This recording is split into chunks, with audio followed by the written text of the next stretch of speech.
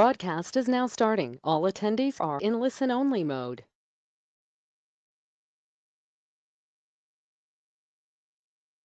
Welcome, everybody. We're going to get started in 2 minutes. We're just letting people join in. And if you have any questions for us, you can drop them in the question panel.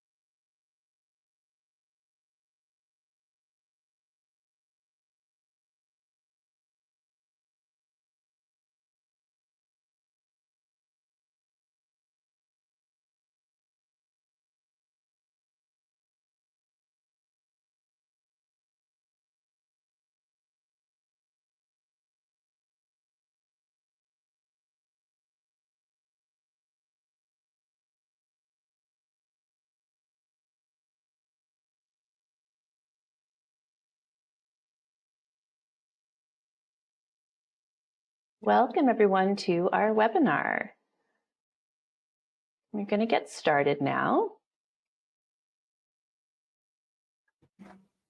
Okay, so today we are going to talk about the power of Charity Growth Academy. So thank you all for joining us.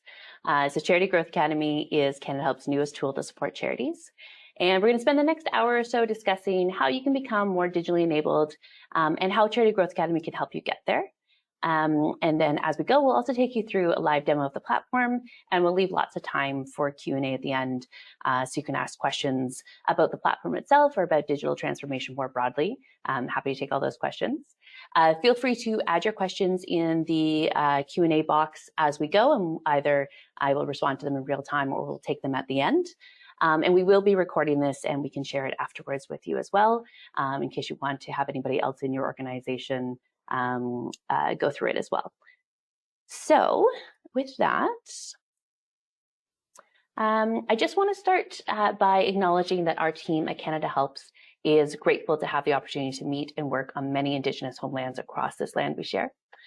The land in which we operate in Toronto, and that's where I'm located today, is the traditional territory of the Wendat, the Anishinaabe, the Haudenosaunee, and the Mississaugas of the Credit First Nation. At CanadaHelps, we're committed to speaking truthfully about the injustices Indigenous peoples have historically and continue to experience, continuing to amplify the work of Indigenous-led charities and Indigenous voices, and learning how our work affects Indigenous people.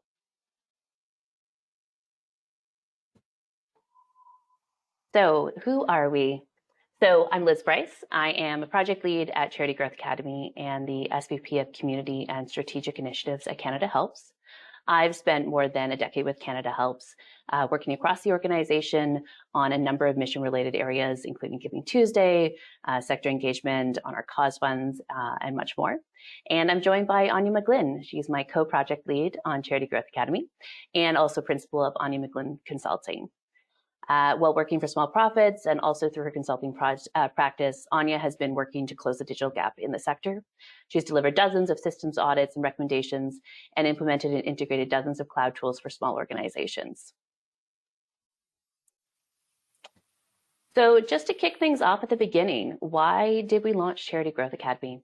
So early in 2022, we started building Charity Growth Academy. We first launched it as a pilot. And then in September of 2023, it was made available as a self-serve platform available to all charities. We're very grateful for the support of MasterCard ChangeWorks and MasterCard Impact Fund, which made this development possible. But why did we do it? So you can see in this graph on the right that improving digital capabilities is not a nice to have. It's really essential when we talk about charities thinking about how much harder it's going to be to do their jobs if they don't increase their digital capabilities. And so we've known that improving digital skills, processes, and usage has been a need in the sector for many years. And during the pandemic, there was more adoption of technology and some significant behavioral shifts, but not the change that we need to see to really sort of make the big shifts in the sector. So this graph comes from our newest digital skills report, which will be released this month. And it compares the charity sentiment from 2023 to 2021 when we did the research the first time. And the bad news is that things are not getting better. Charities are even more concerned about how much harder it's going to be to do their jobs if they don't start making change in this area. And we know that for many organizations, digital transformation is an overwhelming idea. And people we spoke to would be like, yeah, I know this is important, but where do I start? And so Charity Growth Academy is focused on getting started. So we'd like to help you understand where you're at now, where you could be, and then what are some meaningful steps you could take to get there. And we hope that you'll be excited about doing this work, even though it's hard, because you'll see the possibilities of how it will help you achieve more impact and deliver on your mission, or just stop doing the time-wasting things that are not why you want to be doing your job anyway. So with that, I'm going to turn it over to Aine, who is going to share some of these possibilities with you, as well as dive into the platform. Thanks, Liz. I really appreciate that. Yeah, so digital transformation and technology, our environments are awash in this conversation. And, given that there's so much conversation about digital and technology, I'm interested to hear from folks as to what brought you here. So yeah, if you wanted to just pop into the chat, just let me know why you decided to sign up for the webinar, and more importantly, why you decided to attend. I'm always interested to hear what brought folks here. So yeah, the first thing I want to talk about is a little bit of why digital is important and why we keep hearing about it, and why those responses in that graph that Liz showed you are as they are. Why do people perceive that it's something that they need to stay on top of it, and why are you here? So it's obviously an understatement to say that digital technologies are everywhere. All of you are probably sitting in a room, obviously, that has a computer, which is internet enabled. That's how you're joining today. You probably have a smartphone that is internet enabled. Some of you might have a fridge that's connected to the internet. Some of you might have a Google Home or an Alexa. There might be a Nest thermometer. All of these various technologies that are sitting around you and that are connected to the internet and sharing information back and forth. So, it's obviously ubiquitous. And we know that these technologies can help us be more efficient and more collaborative and more transparent and get things done easily, for example. But, I think the fundamental way that we're talking about digital and technologies today, especially in light of the Charity Growth Academy, is how digital technologies can help you make meaning out of information that already exists around you. Okay, and that will make more sense as we go on. As a metaphor, I'd like you to kind of think of a pot of boiling water. We've probably all had the experience of having that pot boil over. I know I make oatmeal every morning, and at least once or twice a month, I walk away and the oatmeal boils over onto my stove and makes a giant mess that I have to clean up. Okay, so we've all had that experience. That it boils over, and finally, what alerts you is maybe you smell the bottom of the pot, the burning of the pot. God forbid, maybe the fire alarm goes off, and then you're spending the rest of the afternoon coaxing your pets out from underneath the bed. So we've all had that experience. Okay, so what is important about that metaphor is to understand that the pot producing the steam that's coming out of the boiling water, that is data. The steaming water is data. It's unstructured information that's just going everywhere, right? and what a digital modification would do in that scenario. So now I'd like you to think of a whistling kettle, right? A kettle that's got a little whistling top. A digital modification to that analog signal, the steam, creates a whistle that provides a sound to us that helps us know when the water is boiling, okay? And that is actually, by the definition of digital, a digital technology, right? It takes information that already exists around us, this steam, and it turns it into meaning, okay? So I want you to stick with me with this metaphor of this whistling kettle, because I'm gonna tell you about how your organization can become a little bit like a whistling kettle, okay? So Liz, if you'd like, yeah, thank you. You read my mind. So as I mentioned, that steam coming out of the boiling water is this analog signal, and it's data essentially, right? What is helpful is to think about data as information that exists in the world, but that until it's observed, it doesn't mean anything. Okay, so for example, that pot can be producing steam, that kettle can be producing steam in a different room than you are. And if you can't see it, then you have no idea that it means that the water's boiling, right?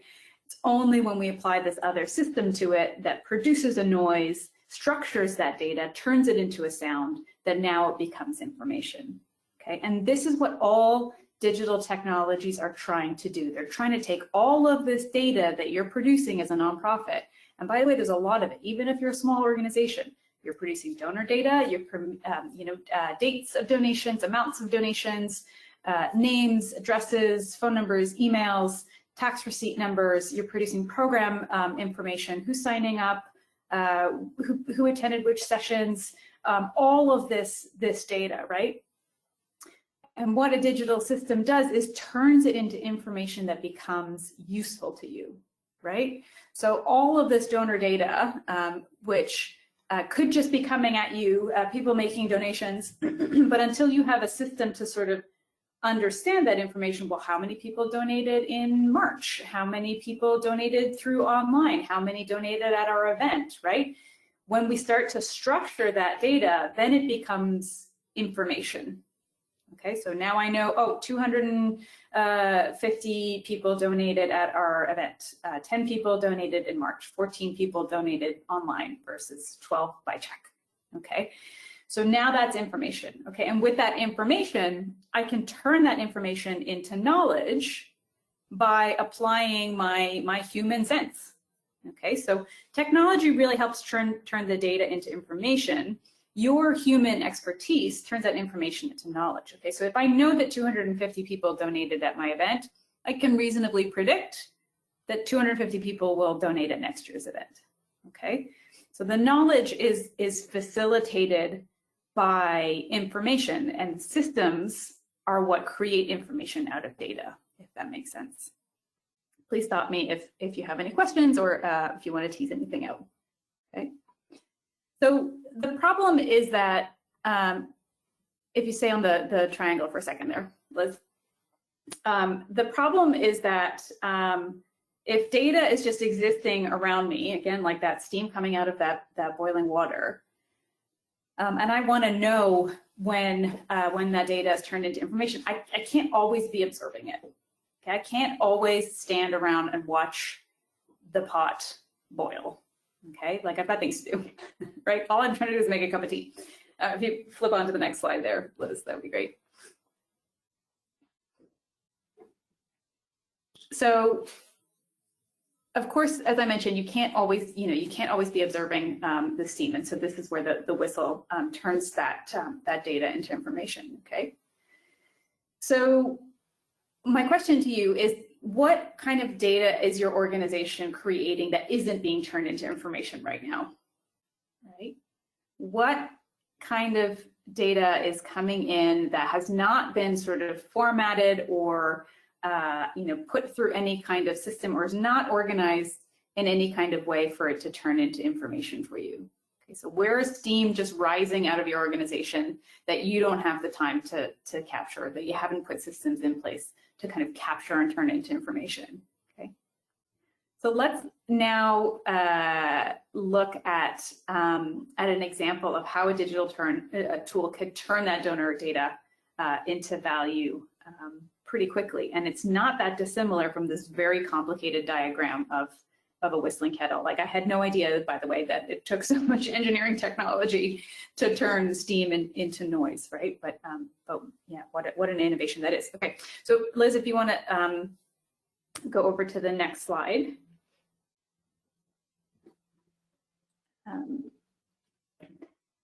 Okay, so as I mentioned, we can't always be watching information. We can't always watch data being produced. Okay, so sometimes what we want to do is put systems in place that allow us to turn that data automatically into information, and that for that information to be connected through design to our knowledge, and then sent along a chain or a pathway of actions. Okay, so in this case, what we're looking at is a diagram of an automated process that turns data, donations, into information. Who gave more than $500? That can be leveraged as knowledge. So the board member needs to call that person, and transformed into wisdom or value. So the donor receives a thank you call in minutes, right? That's value. Like, wisdom and value are kind of synonymous here, right? So again, imagine that our stewardship policy says that for every donation greater than $500, the board chair or board member will call the donor. Okay, again, think of our kettle. I can't be I can't be monitoring constantly our online donation platform to see if a $500 gift comes in so that I can alert the board chair and send and text him that information, or call him, text them that information, and have them contact the donor. So this system instead does that, right? So what we've created is a workflow that when a donor donates, when they click on the donation link and they complete the donation form, that we set up a little workflow rule in our database or donor management system that says, is the gift greater than $500? If the answer is yes, then that triggers an action, which is to send a text to the board member. Board member receives that text. It includes the name of the donor, the amount of their donation, perhaps how much they've donated over their lifetime, and their phone number. The board member can then click that phone number, call immediately, spend 5 to 10 minutes speaking to that donor, and that whole loop could be closed in minutes. Okay, and that happens without our fundraising staff having to do anything, because what we did is we designed a process, we used technology to build that process, which allowed that automatic transformation of data all the way up that pyramid through information, knowledge, and into wisdom. Okay, so this is what great, well-provisioned technologies can do for just a simple flow like this.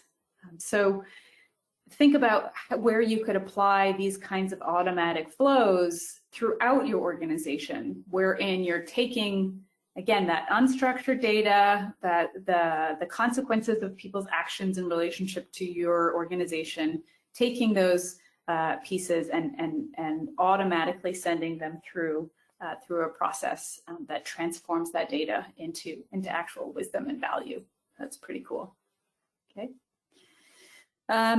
So, when we talk about digital transformation, we're talking about far more than the technologies, as you kind of maybe have figured out at this point, right? Like, I'm not really interested in what database that we're using for that example, or what donor management tool, or what payment processor, et cetera, et cetera.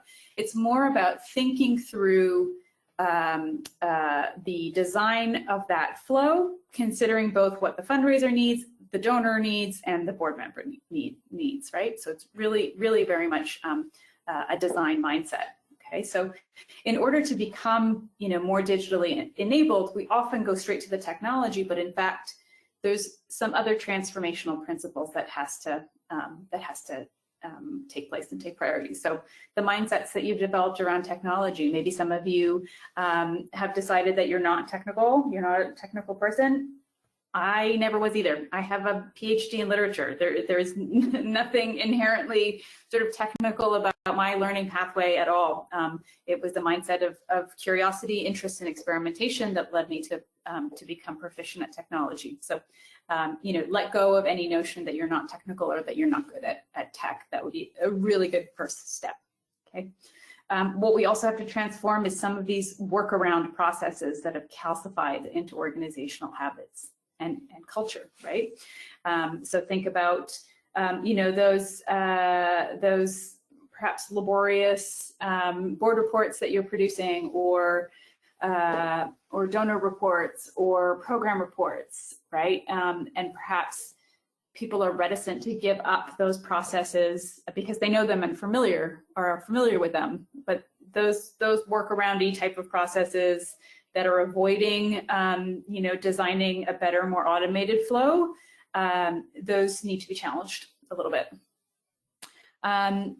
Also, we need to start transforming the kind of skills that we cultivate and search out, right? So, so perhaps you don't actually need another volunteer on hand, or a part-time intern, or someone to help you do gift entry into your database. Perhaps you actually need to look at creating an integration between, you know, payment processing system and your database, right? So that those things don't have to be done manually, right? So maybe we need to think about, you know, different kinds of skills that we want to bring in or cultivate in our organization, other than what we might traditionally go to. And then finally, last on the list is the tools and the technologies that you use, right? But of course, we can't really begin to transform any of those things until we take stock, right? Until we know where we are, until we know what our benchmarks are. If you want to pop over to the next slide there, Liz. So I know that all sounds like a lot to transform, right?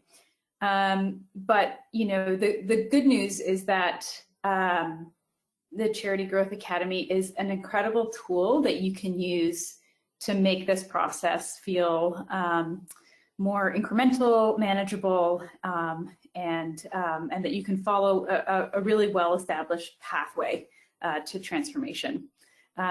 So one of the things I mentioned, you know, it's very difficult to transform anything unless you're benchmarking where you are. So that's one of the great key benefits of the Charity Growth Academy platform. Definitely does that benchmarking. What are we using? How are we using it? And where are we perhaps experiencing some gaps? We also, with the platform, are able to provide you with really actionable, specific steps as soon as you've completed your assessment. You know, this we're talking, you know, within minutes. You'll be able to start taking some actionable steps towards using your technology better, designing better automations and processes, thinking about how your organization as a whole uses technology. The training that we've included in the platform is easy to digest. We use plain language. We're not talking in technical terms. And so that training is really designed for non-technical folks, who some of you may be. And then it's a collaborative space.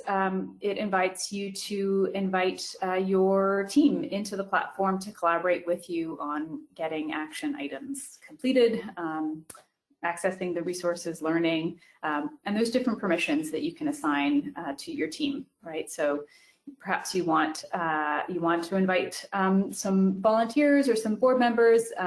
They won't be able to actually cross any items off on your checklist, but they will be able to sort of see your benchmark results, see the courses, see any of the learning resources. So that also could be really helpful. Liz, you want to pop over the next slide? So I just want to show you a few slides about the overall design and impact of the platform before I jump in and show you the demo. So, you know, This assessment was designed based on a lot of expertise, myself, Liz, and other folks who worked with us on designing it, and was piloted with dozens of organizations over a couple of years. So, you know, it's really kind of, you can think of it as like your personal digital or technology consultant who will guide you through a series of specific questions about your organization, what technology you use and how they use them. And you can do this at your own pace, right? You can save the assessment, come back later. Obviously, we don't think that it's onerous to complete. It shouldn't really take more than 10 to 20 minutes, 20 minutes at the very high end. And we'd love you to get a couple of team members around the table as you're filling it out so that the recommendations are based on really good, solid input from your whole team. The next slide there, Liz. So the recommendations that result out of you completing your assessment are really based on what you tell us about where you are in your journey. So there's no two set of recommendations that are alike. Your organization is unique, and so are the recommendations and action items that are provided to you. Each of those recommendations goes along with specific action steps so that you know precisely what to do and how to do it. We've linked out to dozens of resources as well, where you can read really detailed user guides on any of the technologies that we're recommending that you improve your use of. And it's completely free. So that's also a really great thing. Okay, thanks, Liz. Next slide. Great, this is perfect. So as I mentioned, each recommendation also includes resources so that you can dive even a bit deeper. The next slide. We've included some customized purpose-built learning resources that we built into the platform. Some of them are white papers, just one-pagers about achieving buy-in, selecting and adopting technologies, why you should invest in digital transformation, etc. We have courses on process mapping, multi-system integrations, theories of change management. Actually, no, that's white paper. But all of these courses that are designed to build sort of your foundational skills around managing technology. So again, not just like configuring a database or using Excel formulas. We're talking about like the sustaining practices and habits that help you use technology over time. So those are all really really helpful resources. And the last type of resource that we have are these Art of the Possible one-pagers that show you how you could be using technology better to handle workshop registration, meeting minutes, scheduling, application intake, et cetera, et cetera. There's dozens of resources. Next slide. So for those of you who are leading organizations, you know, this is definitely something that you're going to want to put into your toolkit. As Liz mentioned, the digital skills report, which will be published later this month, noted that staff are really looking for leaders to set a vision about how technology can be used, and the CGA can certainly help. Help you sort of establish and articulate those goals for technology use, include pieces of strategic planning that you can include around digital enablement, and of course provide that collaborative space for you and your team to know what is to be done with the use of technology, whether it's being done, you know, how often, with what frequency, that kind of thing. Next slide. If you are a staff member at a charity, this is also going to be really relevant. Many of you might be what I would call an accidental techie, so somebody who was given the Twitter password, you know, in 2017, and all of a sudden, like, had to do a database installation, right? So many accidental techies in this sector, folks who have just had to learn how to be good at technology on the spot. The CGA platform is really going to level you up. It's going to help you show colleagues where they can develop new skills, help you understand how to get the most out of the tools that are already being used, and demonstrate to leadership where investments are needed. So whether that's new tools and technologies, occasional third-party support, or your own sort of skilling up, will definitely help you make that case as well. And then the last group that we are thinking about is board members.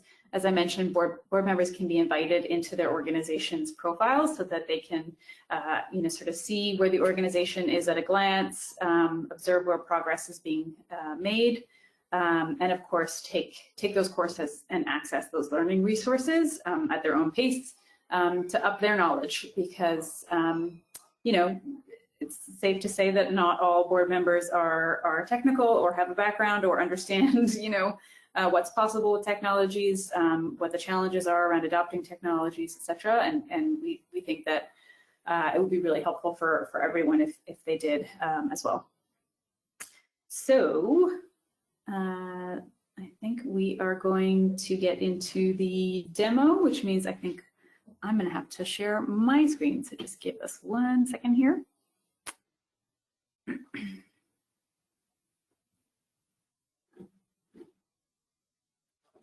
I think, Liz, will you have to make me presenter? Oh, there we go. Okay, I don't want to share that one. 1 second.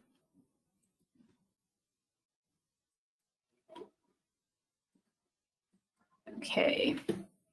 So Liz, just let me know if you can see my screen, if that looks good. Looks good.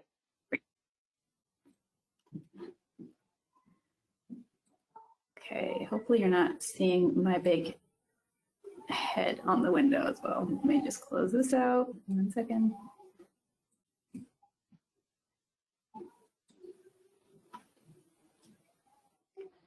Okay, so when you start off with the Charity Growth Academy, you'll set up a profile for yourself and for your organization.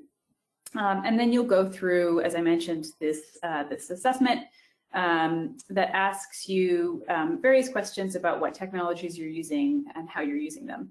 Every charity will get a slightly different assessment because we've asked some questions on the front end to make sure that we're only asking you the right questions, right? There's a number of different sort of pathways that you can find yourself going down based on how what the operating kind of reality of your nonprofit is. Obviously, for example, if you don't fundraise, then we're not going to be asking you questions about fundraising or providing you recommendations on donor management software. So the assessment, as well as the recommendation, is tailor-made for you.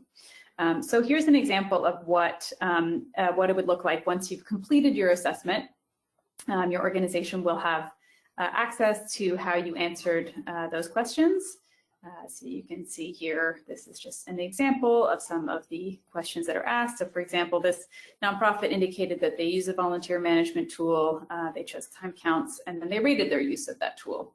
So that's the same across a number of different categories: email marketing, ticketed events, etc. And then we get into more sort of more cultural questions about how technology is used. So for example, we ask about shadow systems.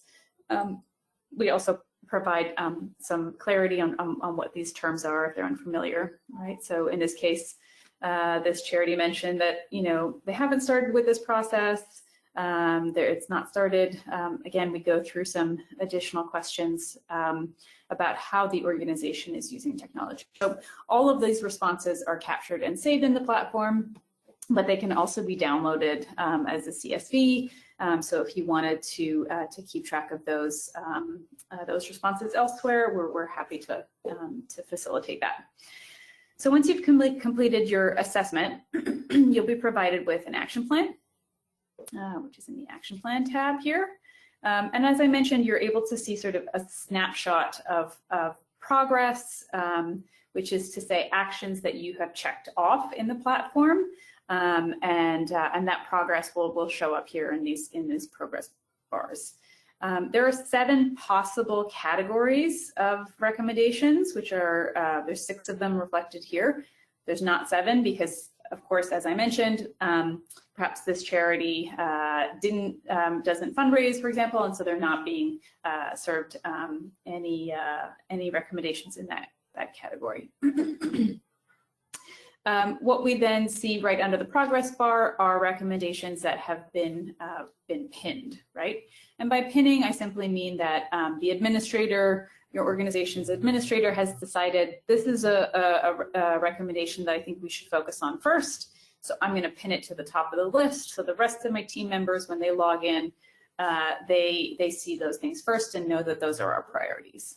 Okay, so let's look into some of the categories here. So let's look at leveraging additional cloud tools. Okay, so once we click into this section, we can start to see again progress on this section's recommendations, and we can also sort the recommendations. There's 2 of them here. We can sort them by complexity, duration, or cost. So let's say we want to sort them by duration. Then we can see the recommendations that are going to take less time to complete first, and then in progressive order from there. So we can also sort by cost and by complexity. So under each recommendation, as I mentioned, there are specific action items. Okay, so this is the broad recommendation, but then here are these specific actions that need to be taken. And again, they also have complexity, duration, and costs associated with them. And then, as I mentioned, there are specific resources that you can click out to learn even more about what is being suggested. You can mark off these action items when they're completed, and then you can also hide them from viewers. So if I know that there are folks in my team who I've invited to participate, but I don't want them to focus on those action items, I can make sure that they're not being viewed. And so it just becomes this really nice platform. So as you can see, I crossed that off, so now I'm at 25% complete here. So it becomes this really nice one-stop hub for you to collaborate on improving your digital enablement at your organization. Then in our Learn tab, we have courses and resources. So the course list here, as I mentioned, we have 5 custom-built courses that get into some of those foundational pieces of tech management and governance. We have some courses from the fundraising lab, which are deeply discounted, which we'd encourage you to take a look at. Also really, really great content. And then in our resources section, you can see some of the downloadable white papers, art of the possible documents. And then we even have this really great, Airtable, which includes about 300 third-party resources, which allow you to go deep on training everywhere, everything from Microsoft Security Essentials to becoming better at Excel to optimizing your use of CanadaHelps. Thinking about best practices for Google Drive, right? There is any number of different learning and training, some of them paid, some of them free. You can use the filter as well here to perhaps you just want to look at things that have to do with accessibility, so you can filter as such, right? So lots of different ways that you can view this resource table and find stuff that will be relevant to you. And then lastly, we really ask that as you're going through the platform, provide us feedback. We've given you the opportunity to let us know what you think of the tool and the platform, and as this is kind of what we're calling open beta, which is to say it's open for everybody to use, but we're still at a stage where we're interested in making significant improvements. So we'd love to hear your feedback. So please don't forget to fill out the brief survey if there's something you want to share with us. Also just wanted to flag that in the organization section, this is where you can see your organization's details. You can edit information there, and as we mentioned, you can add different participants, the different team members, and this is just a description of the different user roles. Okay. Okay, so I think that is all we want to show you with respect to the demo. I think we want to look at and any questions that might have come up. Liz, I don't know if you want to take back over presenting. So before you do that, can we also just mention the office hours feature? And then there's also just one more slide about some next steps that I think just summarizes, but we could have that up there maybe as some of the questions come in. 100%. So we do invite folks to book a one-on-one session if you have questions about your action plan, how to kickstart it. Perhaps you have questions about, how to get some more buy-in from leadership. Anything to do with what we might have presented to you is open for conversation. So you can just click on this link and you can book a free 15-minute session with yours truly. Be more than happy to deep dive into the results that you've been provided and help you make more sense out of them. Yeah, okay, so I think we're going to go back to the presentation. So Liz. A few questions coming in here. Yeah, if you want to just advance to towards the end there, just a couple of reminders on the screen. I see a few questions I'll read for you, and for those of you on the call, while we go through this, just a reminder, you can put any additional questions in the Q&A box, and we'll go through those in order. Okay, so the first question, this is a bit overwhelming. So what's the first, most important step for digital transformation? Yeah, that's a great question. I always say that the first step, if you haven't already done so, is look at your core operating platform. And by that, I mean Microsoft 365 or Google Workspace. And if you're not on one of those two platforms already, that's going to be your first step. Both of those platforms provide free donated licenses to Canadian charities. So really important to get yourself set up on one or the other. If you are on one or the other of them currently, I want you to make sure that you're using primarily only one or the other. A lot of folks are living life in hybrid, where they are, they use Google Workspace, but people are still using Microsoft Word and Excel documents and attaching them to each other, or to emails and sending them to each other. Or folks are in Microsoft 365, but they've set up, some staff member has set up a Google Drive because they find it easier to share information in there instead of using SharePoint. So there's a lot of tendency to be working between those two platforms. And I think one of the best, most impactful things you can do today is to pick a side, pick a team, and go deep. Go deep on your learning about what that platform can do. That would be one of the best first steps. Amazing, thank you. Okay, who in the organization should complete the assessment? So we have a board member responsible for technology. Should we have them do this? As long as they have eyesight on kind of day-to-day, yeah. Do they know what tools you use? Could they adequately assess, the extent to which you're using some, most, or all of the features of that tool? So as long as they have that kind of visibility, that I think that would be a perfectly reasonable person to do the assessment. Perhaps they want to do it with some of your input, so maybe it's a little bit of a collaborative activity. But for sure, board members are totally invited to do it. Great. And then this might be our last question. How much is completing this going to cost, and how do we get funding for it? Well, the platform is free. It's totally free to use.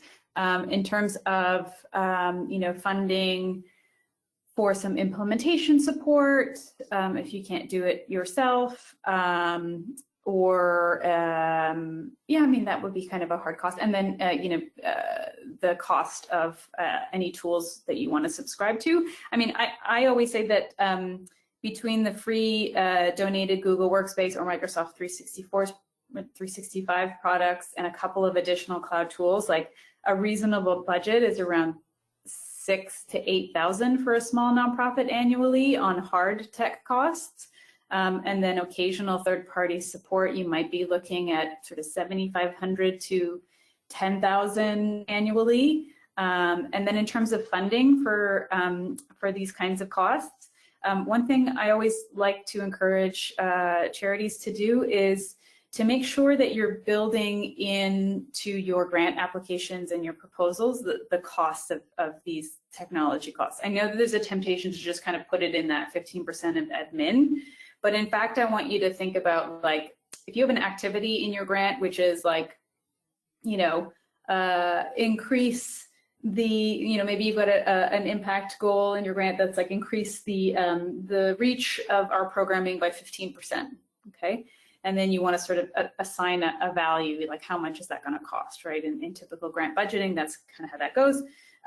So instead of just thinking about that as staff time, include also the technologies that you would need to do that, right? So do we need to improve our database to do that? Do we need to improve our website design, or do we need to improve like our program registration flow? And so consider those costs as part of your activity costs, and build them right in there as programmatic costs rather than as admin, because they're not admin. They're, these technologies are becoming essential for you to be able to deliver your mission. And there's, of course, lots of things in the action plans that are free in terms of the adoption costs. They obviously take staff time. And one other amazing story we had from one of our pilot charities was that once they had gone through and received their action plan, when they came across opportunities for capacity building and other digital work, they had a really clear idea of what they needed to do. So it was much easier to ask for funding than they could have in the past, because they had already gone through this assessment process. So that was really great to hear from them, and I think a really good insight into how the tool can be used. 100%. Thanks for mentioning. Just looking at one more question here. Sorry, 1 second. Oh, this one looks like it's a one-on-one question. So Jeanette, yeah, definitely happy to follow up with you. And I think I will respond in the chat, just with an email address that you can reach out to us at. And also for anybody on here, if you have questions or feedback, we do have that feedback form, but feel free to send us an email as well. So hello@charitygrowthacademy.org will get you to us, and that's on the website as well. So I'm going to put that in the response as well. I think that is it for the questions that we have right now.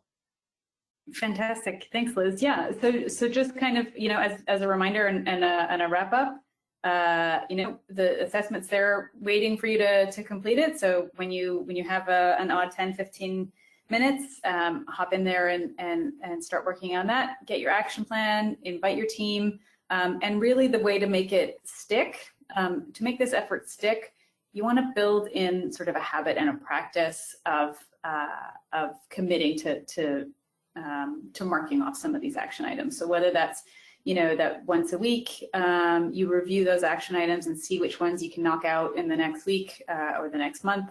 But building it into your planning will mean that it gets done. Just in the same way that if you make technology part of your strategic planning, then it gets resourced, right? If it's not in our plan, then it doesn't get resourced. And I think gone are the days where we can think of technology as a little bit of a off the side of the desk and nice to have. We're definitely at a point where we want to support you in making technology strategic, a strategic part of your org. So yeah, thanks everyone for being here today. Really excited to see how you use the platform, and again, yeah, take advantage of the resources of the email that Liz just mentioned, and of course booking some time with me to discuss your action plan. I'm always happy to do so. Thanks everyone. Take care, folks.